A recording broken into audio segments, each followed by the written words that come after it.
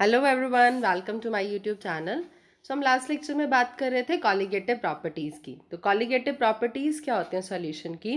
ये वो प्रॉपर्टीज़ हैं जो नंबर ऑफ सोल्यूट पार्टिकल्स पे डिपेंड कर रही हैं और नेचर ऑफ सोल्यूट पार्टिकल से ये इंडिपेंडेंट है। दैट मीन्स जब आपने एक नॉन वोलाटाइल सोल्यूट किसी सॉल्वेंट में ऐड किया सो दैट आप सोल्यूशन बना रहे हैं, तो उस सोल्यूशन की जो प्रॉपर्टीज़ हैं वो नंबर ऑफ सोल्यूट पार्टिकल्स पे डिपेंड करेंगी, ना कि नेचर ऑफ सोल्यूट पार्टिकल्स पे। एक प्रॉपर्टी हम ऑलरेडी डिस्कस कर चुके थे which was relative lowering of vapour pressure. Second property जो आज हम करने वाले हैं that is your elevation of boiling point. इस प्रॉपर्टी को समझने के लिए आपको दो चीज़ें समझनी ज़रूरी हैं। पहली चीज़ कि जब आप टेम्परेचर को इंक्रीज करते हो तो वेपर प्रेशर इंक्रीज होता है। क्यों? आपने लिक्विड लिया, टेम्परेचर बढ़ाया, तो लिक्विड के जो पार्टिकल्स हैं वो काइनेटिक एनर्जी गेन करेंगे ड्यू टू दिस टेम्परेचर, और उस वजह से क्या होगा, वो इजीली वेपराइज फॉर्म में कन्वर्ट होंगे, और जितने ज़्यादा वेपर बनेंगे उतना ही वेपर प्रेशर ज़्यादा होगा। दूसरी चीज़, जब भी आप कोई सॉल्वेंट ले रहे हो और उसमें नॉन वोलाटाइल सोल्यूट डाल रहे हो ताकि एक सोल्यूशन बने, उस सॉल्यूशन का वेपर प्रेशर हमेशा प्योर सॉल्वेंट से कम होगा। ये हम डिटेल में डिस्कस भी कर चुके हैं। क्लियर? अब समझते हैं बॉइलिंग पॉइंट का मतलब क्या है। बॉइलिंग पॉइंट वो टेम्परेचर है जहाँ पर वेपर प्रेशर जो है एटमॉस्फेरिक प्रेशर के बराबर आएगा। हम बोलते हैं वाटर है 100 डिग्री सेल्सियस पे बॉयल होता है। अगर हम कैल्विन की बात करें तो कैल्विन के लिए हम क्या करेंगे, इस वैल्यू में 273.15 ऐड कर देंगे, तो बॉइलिंग पॉइंट जो वाटर का है वो कितना हो जाएगा, 373.15 कैल्विन। अब वाटर इस टेम्परेचर पे बॉयल हो रहा है, इसका मतलब क्या है, इस टेम्परेचर पे जो वाटर का वेपर प्रेशर है वो बराबर होगा 1 एटमॉस्फेयर के। अगर हम बार में बात करें तो 1.013 बार। दैट मीन्स इस पर्टिकुलर टेम्परेचर पे जो वाटर का वेपर प्रेशर है वो किसके बराबर है, 1.013 bar, which is equal to 1 atmosphere. That means atmospheric pressure और वेपर प्रेशर जहाँ पर इक्वल हुए वही टेम्परेचर क्या होगा, बॉइलिंग पॉइंट होगा। अब हमने बात करी, एक सॉल्यूशन बनाते हैं। सॉल्यूशन में क्या कर रहे हैं, जो सॉल्वेंट है वो वाटर लेके चल रहे हैं, और जो सॉल्यूट है हमने मान लिया सुक्रोज ऐड कर दिया। अब उस एक्वस सॉल्यूशन का हम 373.15 केल्विन पे अगर वेपर प्रेशर चेक करते हैं तो वो कम आता है 1.013 बार, और यही वैल्यू किसके बराबर थी, 1 एटमॉस्फेयर के। दैट मीन्स इस पर्टिकुलर टेम्परेचर पे जो आपने सुक्रोज का एक्वस सॉल्यूशन बनाया है उसका वेपर प्रेशर एटमॉस्फेरिक प्रेशर से कम आ रहा है। बट हमें तो कितना चाहिए, 1 एटमॉस्फेयर के बराबर चाहिए, और आ कम रहा है। क्या करेंगे, टेम्परेचर, हमें पता है टेम्परेचर बढ़ाने से वेपर प्रेशर क्या होता है, इंक्रीज होता है। इसका मतलब हम उस सॉल्यूशन का टेम्परेचर बढ़ाएंगे और वो वेपर प्रेशर जो है एटमॉस्फेरिक प्रेशर के बराबर आ जाएगा। दैट मीन्स जो सुक्रोज का आपने एक्वस सॉल्यूशन बनाया है वो इससे हायर टेम्परेचर पे बॉयल होगा। क्लियर? इसका मतलब कि जब भी आप एक सॉल्यूशन लेके चल रहे हो तो उस सॉल्यूशन का जो बॉइलिंग पॉइंट है वो प्योर सॉल्वेंट के कंपैरेटिवली क्या होगा, ज़्यादा होगा। अब इसको समझते हैं हम ग्राफ से, जिसमें हमने वेपर प्रेशर वर्सेस टेम्परेचर का ग्राफ बनाया। हमें पता है कि जो प्योर सॉल्वेंट है उसका वेपर प्रेशर ज़्यादा होगा, दैट्स वाई हमने सॉल्वेंट की जो लाइन है वो सॉल्यूशन से ऊपर लगाई हुई है, ठीक है। और सॉल्यूशन का वेपर प्रेशर क्या होता है, सॉल्वेंट से कम होता है। अब ये जो ये ग्रीन वाली लाइन आप देख रहे हैं ये क्या है, 1 एटमॉस्फेयर। दैट मीन्स जहाँ पे ये दोनों कर्व इस लाइन को मीट करेंगे वो पॉइंट क्या होगा आपके पास, बॉइलिंग पॉइंट होगा। अब समझते हैं इस ग्राफ को। सॉल्वेंट इस एटमॉस्फेरिक लाइन को मीट कर रहा है इस टेम्परेचर पे, ये पर्टिकुलर टेम्परेचर हमने बोल दिया TB0। That means boiling point of pure solvent. और सॉल्यूशन जो है आपके पास वो इस कर्व को मीट कर रहा है इस पर्टिकुलर पॉइंट पे, और यहाँ पे हमने इसको बोल दिया TB। क्लियर? तो आप ध्यान से देखिए कि जो TB है वो कुछ हायर टेम्परेचर पे है देन कंपैरेटिव टू TB0। इसका मतलब जो सॉल्यूशन है उसका बॉइलिंग पॉइंट जो है वो किसी हायर टेम्परेचर पे आ रहा होगा as compare to pure solvent, क्योंकि सॉल्यूशन का वेपर प्रेशर क्या होता है, प्योर सॉल्वेंट से कम होता है। क्लियर? अब सुक्रोज की हम बात कर रहे थे तो 373.15 केल्विन पे तो वो बॉयल नहीं हो रहा था। सुक्रोज का कुछ एक्वस सॉल्यूशन जब आप बना रहे हो सुक्रोज का, उसका बॉइलिंग पॉइंट आ रहा है 373.52 kelvin. That means somewhat higher than that of pure solvent which was taken as water. अब एक्सपेरिमेंटली ये देखा गया कि कोई डाइल्यूट सॉल्यूशन है, और हमें पता है डाइल्यूट सॉल्यूशन कैसे बिहेव करता है, अप्रॉक्सीमेटली आइडियल सॉल्यूशन की तरह बिहेव करते हैं। तो डाइल्यूट सॉल्यूशंस के लिए जो एलिवेशन इन बॉइलिंग पॉइंट, अब एलिवेशन क्यों बोल रहे हैं, क्योंकि जो सॉल्यूशन है उसका बॉइलिंग पॉइंट राइज कर रहा है कंपैरेटिव टू प्योर सॉल्वेंट, यही मतलब है एलिवेशन का, दैट मीन्स थोड़ा सा इंक्रीज होना। तो एलिवेशन ऑफ बॉइलिंग पॉइंट हमने देखा वो डायरेक्टली प्रोपोर्शनल होता है मोलल कॉन्सेंट्रेशन ऑफ सॉल्यूट के इन अ सॉल्यूशन। अब मोलल क्या होता था, मोलल का मतलब था मोलालिटी से, which is number of moles of solute dissolved in per KG of solvent. Clear, that means कितने number of moles of solute जो डिजॉल्व हो रहे हैं 1 kg ऑफ सॉल्वेंट में, वही था हमारे पास मोलालिटी, और इसको रिप्रेजेंट करते थे हम स्मॉल m से। एक्सपेरिमेंट्स ने हमें ये शो किया कि अगर आप कोई डाइल्यूट सॉल्यूशन लेके चल रहे हैं तो elevation of boiling point that is represented by delta T B, वो डायरेक्टली प्रोपोर्शनल है मोलालिटी से। ठीक है, the delta T B is directly proportional to molality, that is your small M. Proportionality को हटाएंगे, एक कांस्टेंट आएगा which was represented as K B, और इस के बी को हम क्या बोलते हैं, बॉइलिंग पॉइंट एलिवेशन कांस्टेंट या मोलल एलिवेशन कांस्टेंट, या इसी को ही हम बोलते हैं एबिलोस्कोपिक कांस्टेंट। अब अगर हम मोलल की बात करते हैं तो हमें पता है मोलल का मतलब क्या है, number of moles of solute, इसको हम रिप्रेजेंट कर दीजिए मान लें N2 से, dissolved in 1 kg of solvent, that is your W1। Clear, अगर अब हम इसको मासेस के टर्म में एक्सप्रेस करें तो नंबर ऑफ मोल्स क्या होता है, given mass by molar mass. Given mass को मैंने लिख दिया W2, मोलर मास को मैंने लिख दिया M2, और ये आपके पास क्या है, मास of solvent which is W1। मान लीजिए सारे मासेस जो हैं आपके पास W1 W2 ये ग्राम में हैं, पर हमें तो पता है कि सॉल्वेंट का मास किलोग्राम में होना चाहिए मोलर सॉल्यूशन के लिए, तो ग्राम को किलोग्राम में कन्वर्ट करने के लिए क्या करेंगे, डिवाइडेड बाय 1000। तो ये आपके पास मोलैलिटी का फॉर्मूला आ गया, that is 1000 into W2 divided by M2 into W1। ये ध्यान रखिएगा, और बाय कन्वेंशन हम क्या लेके चलते हैं, जो 1 रिप्रेजेंट करता है वो सॉल्वेंट को रिप्रेजेंट करता है, और जो 2 रिप्रेजेंट करता है वो सॉल्यूट को रिप्रेजेंट करता है। क्लियर, तो मोलालिटी क्या है, number of moles of solute, और वो क्या है, given mass by molar mass divided by mass of solvent in KG, और मास ऑफ सॉल्वेंट क्या हो गया, W1। क्लियर, अब केजी में कन्वर्ट करना है, ग्राम में लेके चल रहे हैं तो डिवाइडेड बाय 1000 हो गया। यही वैल्यू हम यहाँ पुट करें तो delta T B is equal to K B into M, तो के बी तो एज इट इज रहा, एम की जगह हमने ये वैल्यूज पुट कर दी। Clear, 1000 into W2 divided by M2 into W1। तो अगर हम यहाँ से मोलर मास की वैल्यू निकालें, M2 की वैल्यू वो क्या आएगी, 1000 into W2 into K B divided by delta T B into W1। इसका मतलब अगर आपने सोल्यूट का मोलर मास निकालना है, के बी आप एक्सपेरिमेंटली डिटरमाइन कर सकते हो, आपको एक्सपेरिमेंटली वैल्यू गिवन होगी उस पर्टिकुलर के बी पे, और आप डेल्टा टी बी की वैल्यू बता सकते हैं। आपको गिवन मासेस होंगे सॉल्यूट और सॉल्वेंट के, वहाँ से आप इजीली सॉल्यूट का मोलर मास कैलकुलेट कर सकते हो। Next is the unit of molar elevation constant. अब इसकी यूनिट कैसे निकालेंगे, के बी किसके बराबर होगा, इस इक्वेशन का यूज़ करें तो हम delta T B by M. अब मोलैलिटी का यूनिट क्या होगा, मोलैलिटी होता क्या है, number of moles of solute dissolved in per KG of solvent. अब ये वैल्यूज बस यहाँ पुट कर दीजिए। TB represent, delta TB represent temperature, temperature का यूनिट क्या होता है, केल्विन। मोलैलिटी का हमने निकाल लिया विच इज मोल पर केजी। क्लियर, तो इसका यूनिट क्या आ जाएगा, केल्विन केजी पर मोल। तो मोलर एलिवेशन कांस्टेंट का यूनिट क्या हमारे पास आ गया, केल्विन केजी पर मोल।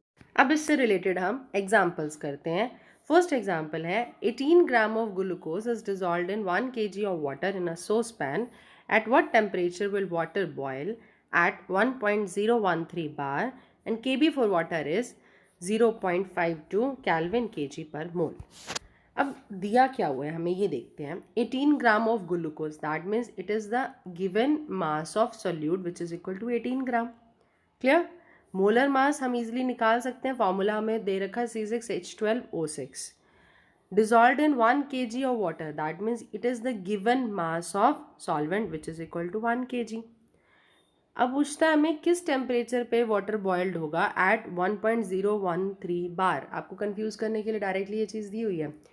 1.013 बार किसके बराबर होता है, एटमॉस्फेयर, 1 एटमॉस्फेयर के। इसका मतलब ये पूछना चाह रहा है कि किस टेम्परेचर पे वाटर बॉयल होगा, और प्रेशर आपके पास क्या है, 1 एटमॉस्फेरिक प्रेशर है, और के भी हमें वाटर का दिया हुआ है विच इज़ इक्वल टू 0.52 कैसे यूज़ करेंगे हम? Delta T B is equal to K B into M. पहला काम हमारे पास है, हमें डेल्टा टी बी निकालना है। क्लियर? के बी की वैल्यू हमें दी हुई है, मोलालिटी हम इजीली निकाल सकते हैं। मोलालिटी कैसे निकालेंगे? W2 divided by M2 into W1, क्योंकि यहाँ पर आपके पास अमाउंट ऑफ सॉल्वेंट जो है वो मास ऑफ सॉल्वेंट वो केजी में ही दिया हुआ है, इसलिए 1000 से हमें डिवाइड करने की ज़रूरत नहीं है। मोलर मास कैसे निकालेंगे? कार्बन का जो मास होता है वो 12 होता है, हाइड्रोजन का कितना हो गया? 1 हो गया, और ऑक्सीजन का कितना होता है? 16 होता है। इसको टोटल ऐड करने के पास आपके पास आएगा 180 ग्राम पर मोल। तो मोल्स ऑफ ग्लूकोज आप निकाल सकते हो, which is given mass 18 gram, molar mass 180 gram per mole, कितने आ गया? 0.1 mole. Number of kilograms of solvent हमें दिया हुआ है 1 kg, तो मोलालिटी क्या हो गया? Number of moles of solute divided by mass of solvent in kg which is equal to 0.1। That means molality हमारे पास आ गया 0.1 मोल पर kg। क्लियर? अब वाटर के लिए अगर हम देखें तो चेंज इन बॉइलिंग पॉइंट कितना आएगा? Delta T B is equal to K B into M. K B हमें गिवन था, मोलालिटी हम निकाल चुके थे, डेल्टा टी बी हमारे पास आ गया। हमें तो ये बताना है कि उस सॉल्यूशन का जो बॉइलिंग पॉइंट है वो क्या होगा। हमें पता है डेल्टा टी बी किसके बराबर होता है? T B minus T B naught. एक सॉल्यूशन का जो बॉइलिंग पॉइंट है माइनस जो प्योर सॉल्वेंट का बॉइलिंग पॉइंट है। हमने ये वैल्यू निकाल ली है ऑलरेडी, दैट इज़ योर 0.052। ये वैल्यू हमें पता है वाटर कितने पे बॉयल होता है? 373.15 केल्विन पे, और ये वैल्यू हमें निकालनी है। तो क्या करेंगे? जस्ट ऐड कर देंगे delta T B plus T B naught, वो किसके बराबर आ जाएगा? टी बी के। वही हमने काम यहाँ पर किया है। क्लियर? और वैल्यू आपके पास कितनी आ गई? 373.202 केल्विन। नेक्स्ट एग्जाम्पल है आपके पास, example 2.8। The boiling point of benzene is 353.23 Kelvin when 180 gram of non-volatile solute was dissolved in 90 gram of benzene. The boiling point is raised to 354.11 Kelvin.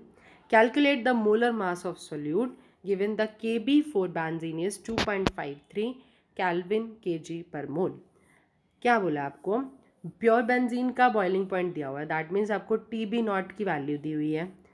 फिर बोलते हैं 1.80 gram जब non volatile आप solute dissolve कर रहे हो, that means W2 आपको given है विच इज इक्वल टू 1.80।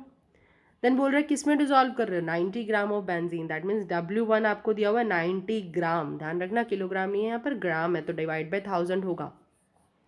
तो boiling point is raised to 354.11 kelvin. इसका मतलब ये टीबी की वैल्यू है, क्योंकि जो बॉइलिंग पॉइंट है वो रेज्ड हो रहा है, दैट मीन्स सॉल्यूशन का जो बॉइलिंग पॉइंट है वो कितना बन रहा है अब? 354.11 केल्विन। आपने क्या करना है? मोलर मास निकालना है सॉल्यूट का, और के बी भी हमें दिया हुआ है। बहुत सिंपल है, कैसे निकालेंगे?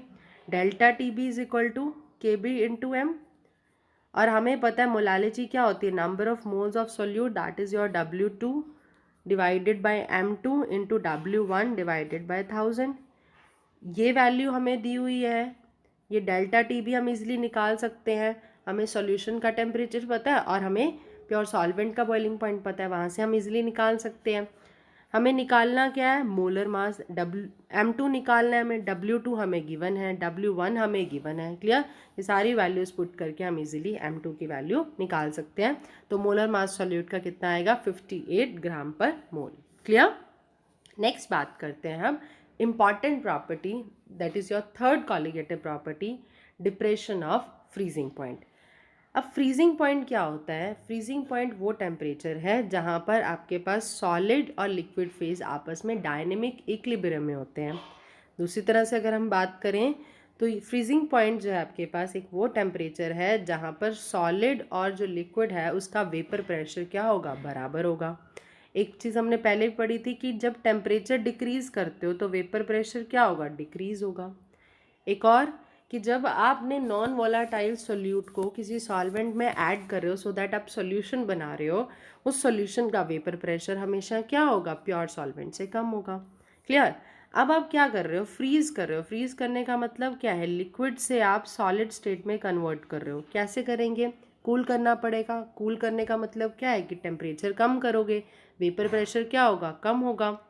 अब हमें पता है कि जो सॉल्यूशन है उसका वेपर प्रेशर क्या होता है? ऑलरेडी प्योर सॉल्वेंट से कम है, दैट मीन्स उस सॉल्यूशन का जो फ्रीजिंग पॉइंट है वो कैसे अप्रोच हो जाएगा, लोअर टेम्परेचर पे अप्रोच होगा as compare to pure solvent. क्योंकि सॉल्यूशन का जो आपके पास वेपर प्रेशर है वो प्योर सॉल्वेंट से कम है, इसलिए अगर आप सॉल्यूशन की बात करते हो उसका फ्रीजिंग पॉइंट लोअर टेम्परेचर पे आएगा as compare to pure solvent. यही ये प्रॉपर्टी के बारे में है। क्लियर? तो डिप्रेशन का मतलब क्या आ रहा है, आपके पास कमी आ रही है टेम्परेचर में फ्रीजिंग पॉइंट पे अप्रोच करते हुए। दैट मीन्स सॉल्यूशन का जो फ्रीजिंग पॉइंट है वो लोअर टेम्परेचर पे आ रहा है as compare to pure solvent. अब इसको ग्राफ से देखते हैं। हमने वेपर प्रेशर वर्सेस टेम्परेचर का ग्राफ ड्रॉ किया। ये लाइन है आपके पास लिक्विड सॉल्वेंट की और ये लाइन है सॉल्यूशन की। क्लियरली हमें पता है कि जो सॉल्यूशन का वेपर प्रेशर होता है वो लिक्विड सॉल्वेंट से कम होता है, इसीलिए हमने इसकी जो ग्राफ है वो सॉल्वेंट से बिलो ड्रॉ किया। क्लियर? ये जो पॉइंट रिप्रेजेंट कर रहा है, ये पॉइंट रिप्रेजेंट कर रहा है हमें जहाँ पर सॉलिड अपीयर हो रहा है, और यही हमारे पास क्या होगा, फ्रीजिंग पॉइंट होगा। अब हमने ये देखना है, ये हमारे पास है सॉलिड का ग्राफ। इस ग्राफ को सॉल्वेंट और सॉल्यूशन जिस पॉइंट पे कट करेंगे वही पॉइंट उनका फ्रीजिंग पॉइंट होगा। और ये जो आपके पास फ्रोजन सॉल्वेंट लिखा हुआ है, इसका मतलब क्या है कि जो सॉलिड है, यहाँ पर सॉलिड अपीयर हुआ और सॉलिड अपीयर होने के बाद सॉलिड बनना शुरू होगा, और सॉलिड का वेपर प्रेशर क्या होता है, बहुत ही कम होता है, इसलिए ग्राफ जो है स्टीपली डिक्रीज करता जाएगा। अब लिक्विड सॉल्वेंट ने इस कर्व को मीट किया इस पॉइंट पे, तो इसका जो टेम्परेचर है उसी को ही हम क्या बोलेंगे, फ्रीजिंग पॉइंट, उसको रिप्रेजेंट कर रहे हैं TF0 से। अब सॉल्यूशन ने इस कर्व को मीट किया इस पॉइंट पे, तो ये क्या हो गया आपके पास TF, that is your freezing point of solution. और अब इसका अगर हम डिफरेंस देखें तो वो क्या होगा, TF0 हायर टेम्परेचर पे है तो TF0 माइनस TF आएगा। दैट मीन्स आपके पास freezing point of pure solvent minus freezing point of solution is equal to delta TF which is equal to depression in freezing point। इसका मतलब depression का मतलब क्या है, आपके पास सॉल्यूशन का जो फ्रीजिंग पॉइंट है वो कम आ रहा है किससे, प्योर सॉल्वेंट से। क्लियर? जब हमने एक्सपेरिमेंटली इसको भी देखा तो हमने क्या देखा कि जो डेल्टा TF है आपके पास वो डायरेक्टली प्रोपोर्शनल है मोलालिटी के, और प्रोपोर्शनैलिटी का साइन हटाते ही हम क्या लगाएंगे, कांस्टेंट लगाएंगे, और उस कांस्टेंट का नाम यहाँ पर क्या है, KF/m, और that is your constant is depression constant, या इसको हम बोलते हैं क्रायोस्कोपिक कांस्टेंट। इस कांस्टेंट के यूनिट क्या होंगे, जो सेम थे आपके पास मोलर एलिवेशन कांस्टेंट के, विच इज़ केल्विन kg पर मोल। एक्सपेरिमेंटली ये भी यही चीज़ देखी गई कि डेल्टा TF जो है आपके पास वो किसके बराबर है, KF मल्टीप्लाइड बाय मोलालिटी। अब मोलालिटी को और एक्सप्लेन करें तो हम क्या बोलते हैं, number of moles of solute dissolved in 1 kg of solvent. तो नंबर ऑफ मोल्स को कैसे लिख सकते हैं, given mass by molar mass. Clear? और जो सॉल्वेंट है उसको W1 से रिप्रेजेंट कर रहे हैं, मान रहे हैं कि ये सारे मासेस ग्राम में है, तो हमने किलोग्राम में कन्वर्ट करना है तो डिवाइडेड बाय 1000 करेंगे। इस मोलालिटी की वैल्यू हम कहाँ पुट करेंगे, तो delta TF is equal to KF/m। ये मोलालिटी की वैल्यू इस इक्वेशन में पुट करने के बाद रिजल्ट क्या आएगा, delta TF is equal to KF/m की जगह क्या लिख दिया, W2/m2 divided by W1 divide by 1000। Clear? तो फाइनली हमारे पास क्या बना, delta TF is equal to KF into W2 into 1000 divided by M2 into W1, where KF represent your cryoscopic constant, W2 represent the given mass of solute, M2 represent the molar mass of solute and W1 represent the given mass of solvent। अगर हमें again solute का molar mass निकालना है तो हम क्या से इसको रीअरेंज कर देंगे, तो M2 किसके बराबर आ जाएगा, M2 को यहाँ ले जाइए, डेल्टा TF जो है डिनोमिनेटर में आ जाएगा।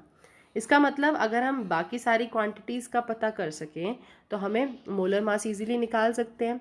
KF की वैल्यू एक्सपेरिमेंटली हमें पता है और उस पर्टिकुलर पे हम टेम्परेचर देख सकते हैं।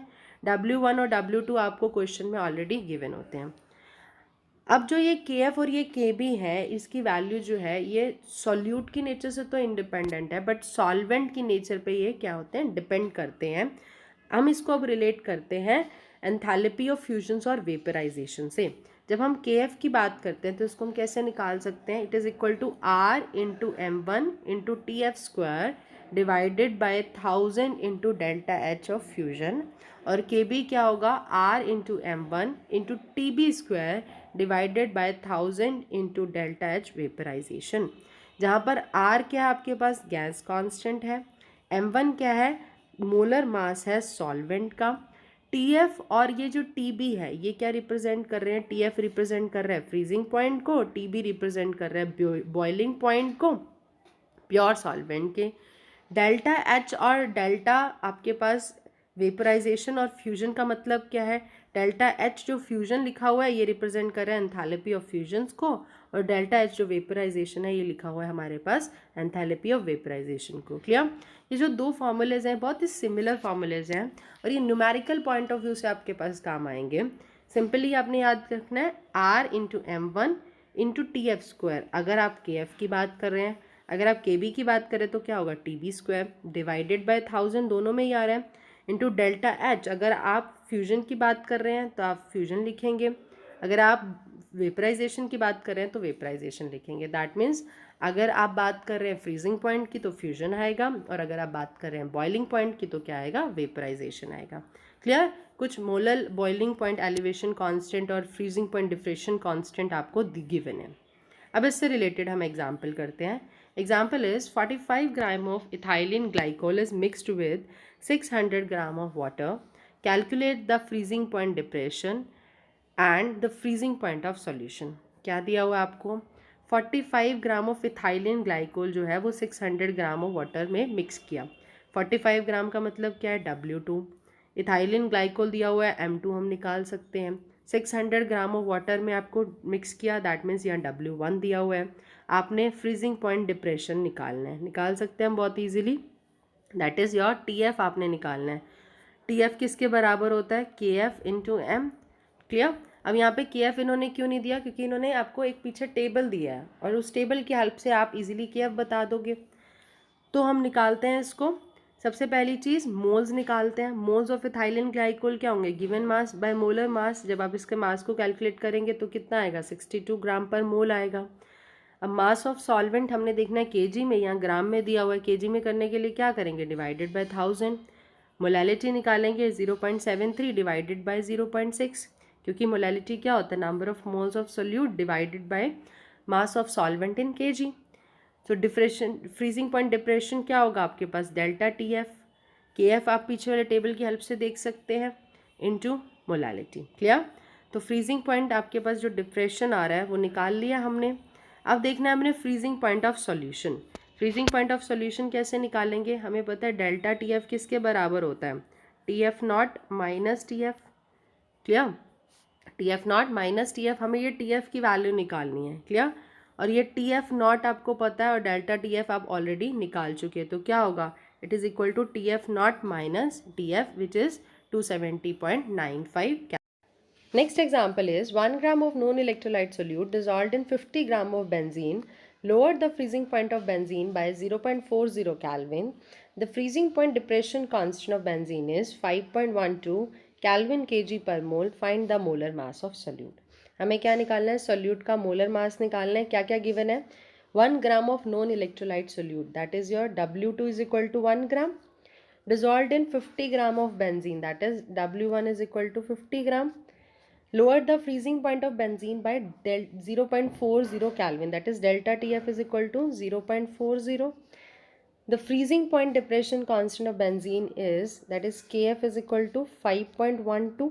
हमें निकालना है मोलर मास, कैसे अरेंज करेंगे, तो delta TF is equal to KF into M होता है, और M को अगर हम एक्सपैंड करके लिखें तो given mass that is W2 divided by molar mass multiplied by mass of solvent. अब यहाँ ग्राम में है तो मल्टीप्लाइड बाय 1000। क्लियर।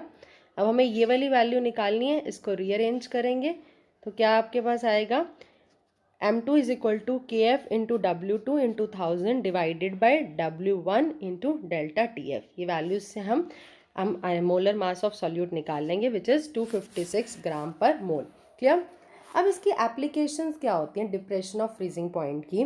पहली एप्लीकेशन आती है एंटी फ्रीज सॉल्यूशन बनाने में, जो हमने स्टार्टिंग में भी एक पॉइंट डिस्कस किया था कि इथाइलिन ग्लाइकोल जो है वो एंटी फ्रीज सॉल्यूशन बनाने के काम आता है। एप्लीकेशन क्या है, जब कभी सब ज़ीरो वेदर में ना कार रन करती है जहाँ पर रेडिएटर भी वाटर से फुल है, उस टाइम पे हम इसको इथाइलिन ग्लाइकोल जो है वाटर के अंदर डालते हैं, जिसकी वजह से सॉल्यूशन का फ्रीजिंग पॉइंट जो है उसमें कमी आ जाती है, दैट इज़ डिप्रेशन हो जाता है फ्रीजिंग पॉइंट में। सेकेंड बहुत इंपॉर्टेंट एप्लीकेशन है जो आइस होती है रोड्स पे उसको मेल्ट करने में। होता क्या है, विंटर्स में या फिर ऐसे हिली एरियाज़ में जहाँ बहुत ज़्यादा स्नो होती है, तो कॉमन सॉल्ट जैसे NaCl हो गया या आपके पास calcium chloride that is CaCl2, ये रोड्स पे स्कैटर किया जाता है आइस को मेल्ट करने के लिए। क्यों? क्योंकि जो सॉल्ट आइस मिक्सचर है ना, उसका बहुत ही कम फ्रीजिंग पॉइंट होता है। जैसे हम एक एग्जांपल के लिए माने, NaCl और आइस का जो मिक्सचर है उसका फ्रीजिंग पॉइंट होता है -21 डिग्री सेल्सियस, और जो कैल्शियम क्लोराइड और आइस का जो मिक्सचर है उसका फ्रीजिंग पॉइंट होगा -55 डिग्री सेल्सियस। सो बाहर का टेम्परेचर जब तक इससे ज़्यादा रहेगा तो मिक्सचर फ्रीज नहीं होगा, और इसी वजह से आइस जो है वो कीप ऑन मेल्टिंग होती रहेगी। ठीक है, आइस जो है वो मेल्ट होती रहेगी। होपफुली आपको ये लेक्चर समझ आया होगा। अगर आपको कोई भी डाउट है तो do write in the comment box. If you like this video then click on the like button. If you find this video useful then share with your friends and subscribe to my channel. Thank you so much for listening.